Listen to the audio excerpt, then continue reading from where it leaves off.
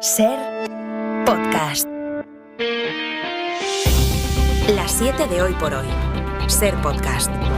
Hola, muy buenos días. Las calles de media Francia amanecen blindadas por quinto día consecutivo. Casi 3.000 personas han sido detenidas desde la noche del jueves hasta hoy.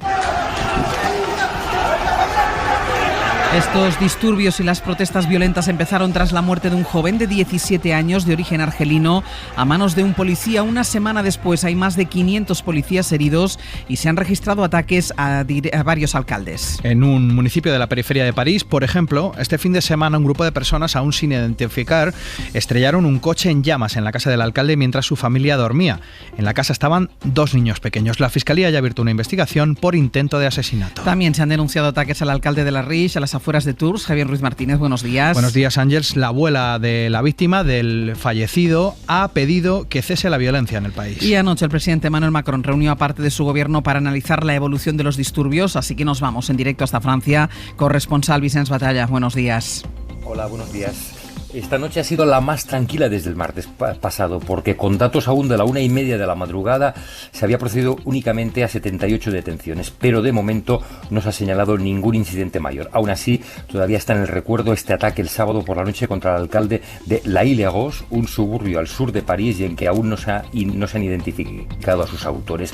El presidente Macron recibirá este martes a los más de 220 alcaldes que han sufrido ataques a sus ayuntamientos e incluso agresiones personales y de todos los signos políticos. Una espiral de violencia propagada a todo tipo de comercios que ha obligado al presidente a suspender su viaje oficial a Alemania, que debía haber empezado anoche y durado hasta el martes. En su reunión ayer con los principales ministros afectados por la situación, Macron les pidió que siguieran de cerca cualquier evolución de los acontecimientos y a su primera ministra, Elisabeth Borne, que se reúna con los jefes de los grupos parlamentarios para tratar de encontrar una respuesta unitaria a los disturbios. Vicens, hasta luego.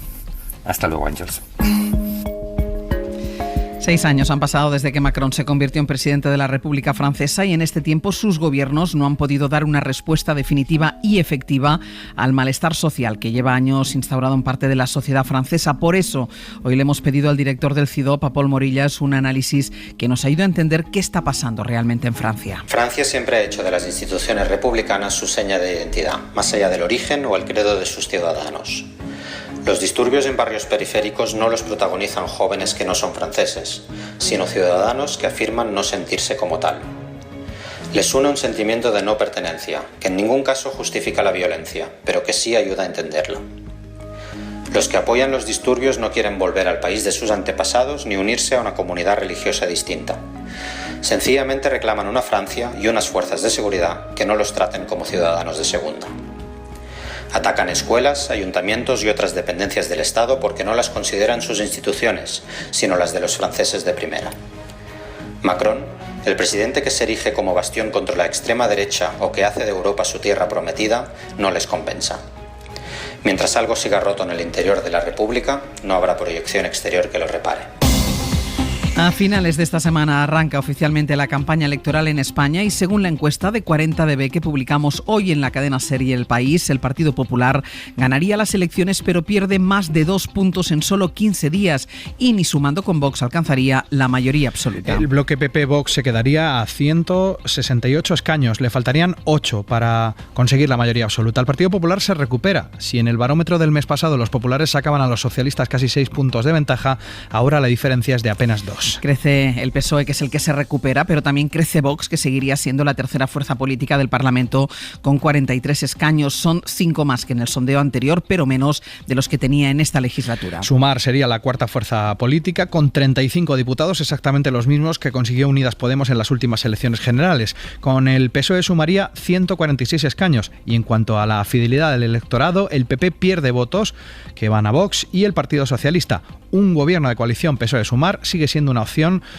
la opción preferida de la mayoría de los encuestados. Núñez Feijóo insiste en que quiere gobernar en solitario, pese a que ninguna encuesta dibuja ese escenario, y tanto los socialistas como Yolanda Díaz inciden en los pactos del PP con la ultraderecha. Creo que le sentaría muy bien a España esa mayoría suficiente para gobernar en solitario en nuestro país. El vicepresidente del señor Feijóo se llama Abascal. Queremos saber por qué esconde al señor Abascal. Exigimos al señor Feijóo que debata El debate es calidad democrática.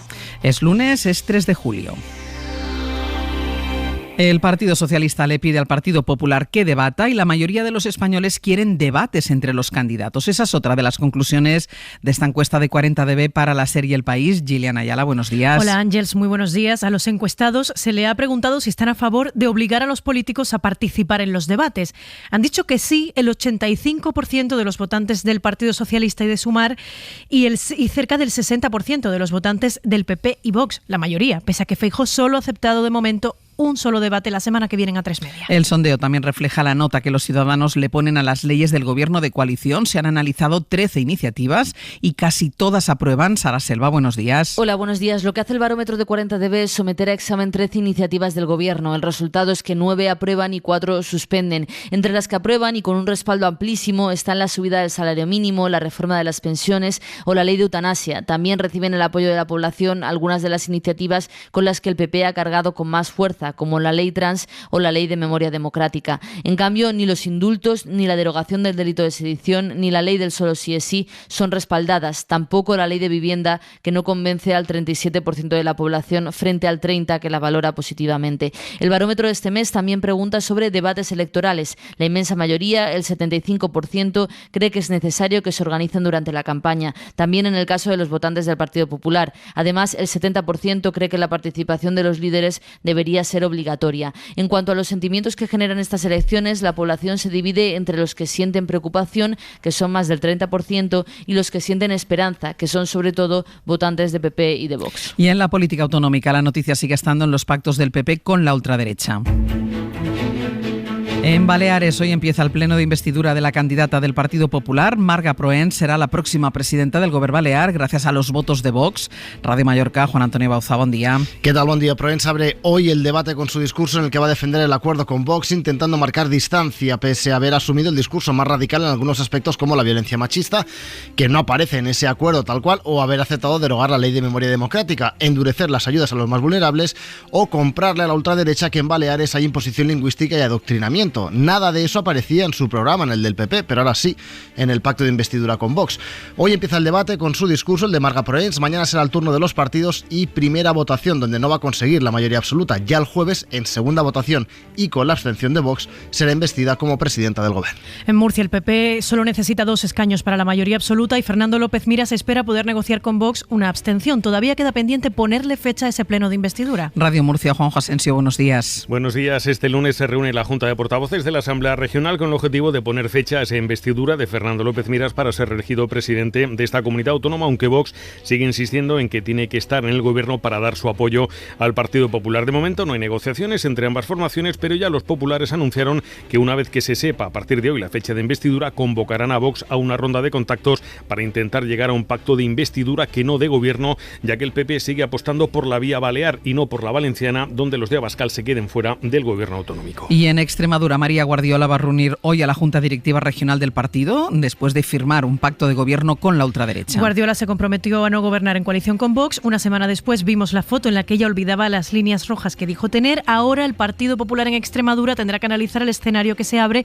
tras ese acuerdo de gobierno. Ser Extremadura, José Emiliano Barrena, buenos días. Buenos días. Hoy se lleva a cabo esa reunión que la pasada semana se suspendió por parte de la presidenta del PP regional a través de una carta y donde se daba un viraje en el discurso defendido desde la campaña electoral hacia los pactos con Vox. La reunión va a ser cerrada y no habrá convocatoria para informar de lo tratado a los medios. Previsiblemente en esa cita se va a tratar con los simpatizantes del Partido Popular el acuerdo al que se llegaba con la extrema derecha, donde finalmente sí estarán en la Junta de Extremadura gestionando la Consejería de Gestión Forestal y Medio Rural. Se le cederá el senador autonómico del Partido Popular y entrarán en la mesa de la Asamblea y tendrán que cumplir con un acuerdo programático de 60 puntos donde, por ejemplo, no se habla directamente de violencia machista.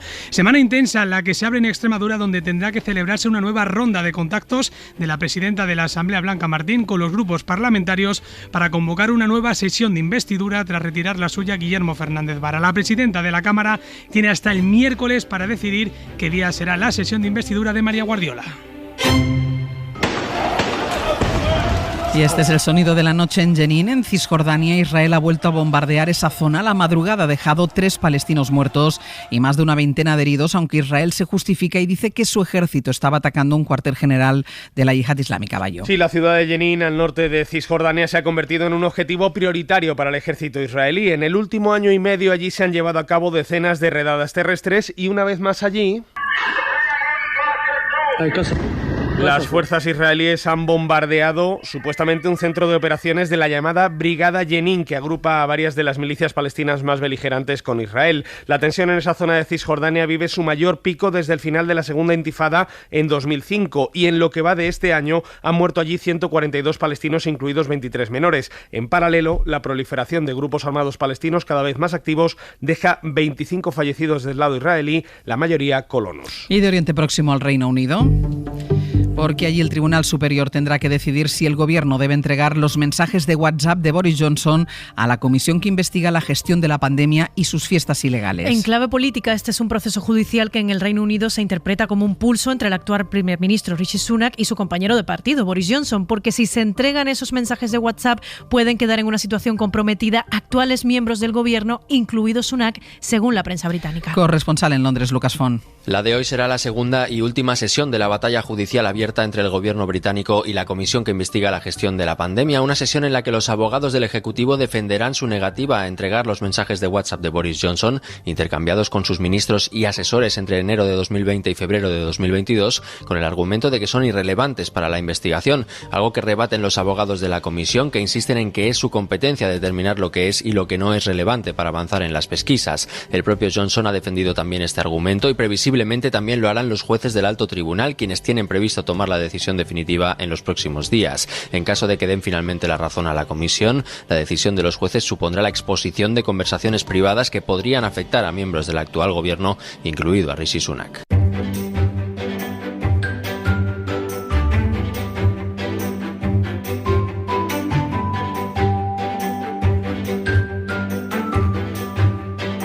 Nos vamos hasta Murcia, Juanjo Asensiola de nuevo.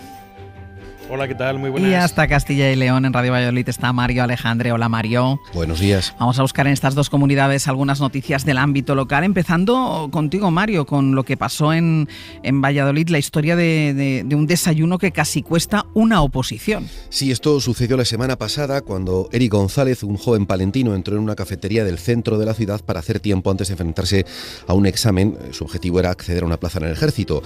La delegación de defensa le pillaba al lado, así que pidió un café y entró al baño para lavarse las manos. No fueron ni 5 minutos, según mismo contaba, pero la sorpresa llegó cuando al salir vio la barra vacía y la puerta cerrada. Los dueños habían tenido que salir para atender una urgencia y se olvidaron del cliente que estaba en el servicio. Llamó al 112, le costó que la operadora creyera su historia, pero finalmente los bomberos llegaron, le liberaron y pudo llegar al examen. Lo que no sabemos es si aprobó. Pobre, qué nervios además.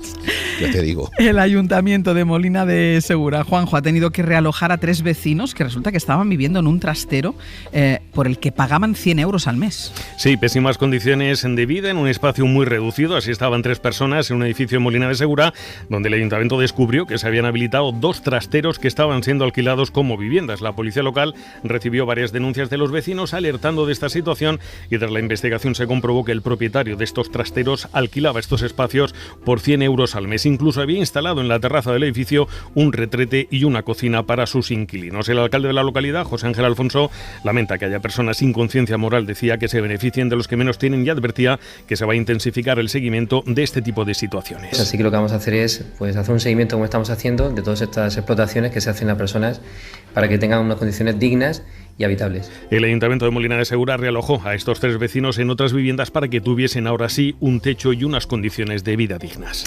Mario, la Junta ha hecho un estudio en el que se detallan hasta 88 lugares con riesgo de que los osos pardos se alimenten de lo que hay, claro, en los contenedores de basura. Sí, un estudio que perfectamente podría haber estado motivado por este sonido. Yogi, ¿por qué no lo admites? ¡Te extraviaste! ¡Bubu, querido! Solo he confundido nuestra ruta, eso es todo. Nunca supe de criaturas de la selva que se extraviaran, Yogi. Eso prueba que somos diferentes a los osos comunes. Mira, Bubu, ¡Un sendero! Y al final de ese sendero, si Yogi y Bubu lo hubieran recorrido en Castilla y León, se habrían encontrado con un contenedor. Este estudio, según cuentan los compañeros de ICAL, confirma además que va a ser necesaria la intervención de las instituciones para, a través del diseño de prototipos, cubrir estos contenedores para evitar que los plantígrados que habitan en la zona de la cordillera cantábrica, sobre todo León y Palencia, se alimenten de esos contenedores. 617 emplazamientos se han analizado en 32 municipios de estas dos provincias de León y Palencia y confirman que la basura funciona como un recurso de elevado valor para los plantígrados porque se trata de una especie muy adaptable y consideran esta fuente de alimento de fácil acceso para ellos. Lo que pasa es que yo creo que no tenía que usar contenedores porque va a una cestita de picnic, ¿no? Yo creo que lo cogieran las cestas de emparedados de los turistas que iban a Yellowstone. Exacto. Mario, Juanjo, hasta luego. Hasta luego, un abrazo. Y vamos con nuestra recomendación cultural para empezar el día. Bueno, para empezar el día y para empezar la semana. Es una serie española que nos recomienda Pepa Blanes y que cuenta la historia de cómo sobrevive un grupo de presos, muchos homosexuales, durante el franquismo. Es una de las propuestas más originales y rompedoras de la ficción televisiva española, por eso les proponemos esta serie, Las noches de Tefía, que estrena A3 Media Player. ¿Tú por qué estás aquí? ¿Y yo? Yo por una injusticia. Por ladrón. Y por chulo puta. Eso es muy diferente a que te encierren por ser quien eres. Detrás está el dramaturgo Miguel del Arco, que hace su incursión en el mundo de la tele con una serie especial que cuenta cómo sobrevivió un grupo de presos en un campo de concentración llamado Tefía, en Fuerteventura, durante el franquismo. Muchos de ellos encarcelados por su homosexualidad, como el personaje de Patrick Criado. Si ustedes están aquí es porque son perpetradores de hechos que ofenden la sana moral.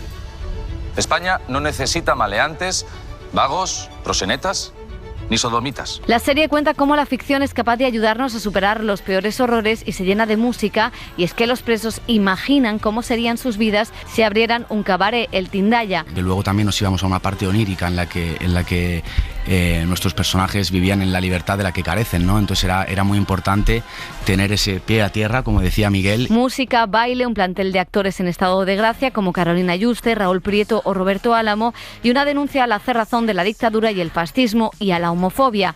Algo, dice su director, que siempre hay que denunciar. Para no perderte ningún episodio, síguenos en la aplicación o la web de la SER, Podium Podcast o tu plataforma de audio favorita. Cadena SER. La radio.